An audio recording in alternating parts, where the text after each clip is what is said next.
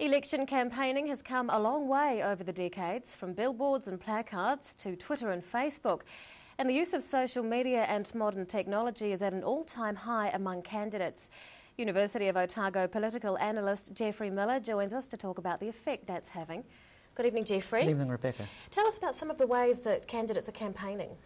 Well, we see a whole lot of methods during an election campaign, from billboards to leaflet drops to door knocking to public meetings, and social media is kind of the latest way of trying to reach out to voters. Is it just the tech savvy that are using social media? No, I don't think so at all. In 2011, it was kind of the early adopters, and you had about 50 of 121 MPs on Twitter. But now you've got 100 and counting, Facebook even more so. You've got, with Facebook, about 2.2 million New Zealanders on there. With Twitter, it's considerably less, about 200,000, but it's still a substantial share of the population.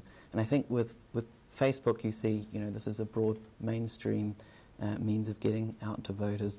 Twitter's kind of more the opinion shapers, the elites, if you like, journalists, academics like myself, media people. They're on there, and the MPs are on there, and they talk amongst themselves, and that kind of sets the political agenda for the news that you see each night on TV. What have the local candidates been doing on Twitter?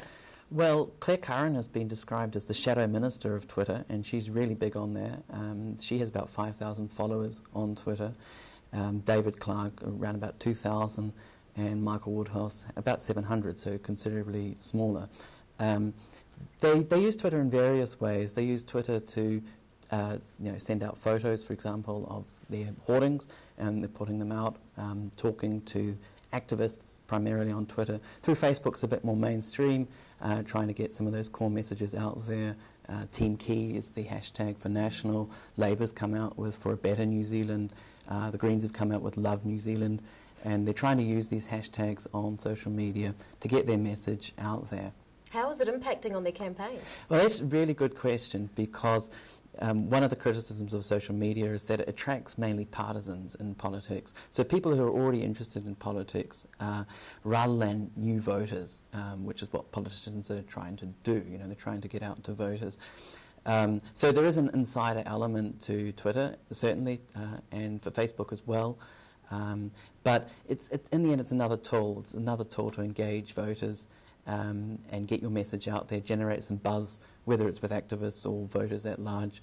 If you're not on there, people are going to be talking about you anyway, so better to be on there and influence that message.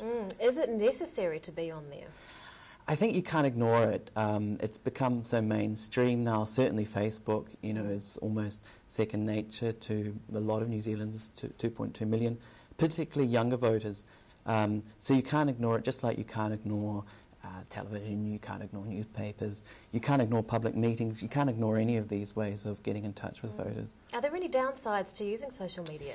Absolutely. I mean, there's always the possibility of mistakes, and in fact that's when we become most aware of social media like Twitter and Facebook with regards to politics. It's when you have mistakes like Jan Logie, a Green MP, she tweeted something that was a bit off colour in the House.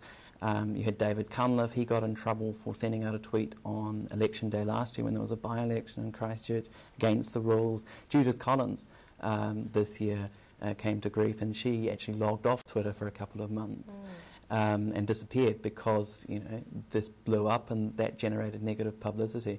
So think before you tweet should be the message that goes out to MPs when they're using social media. Political analyst Geoffrey Miller, thank you very much for your time. Thank you very much.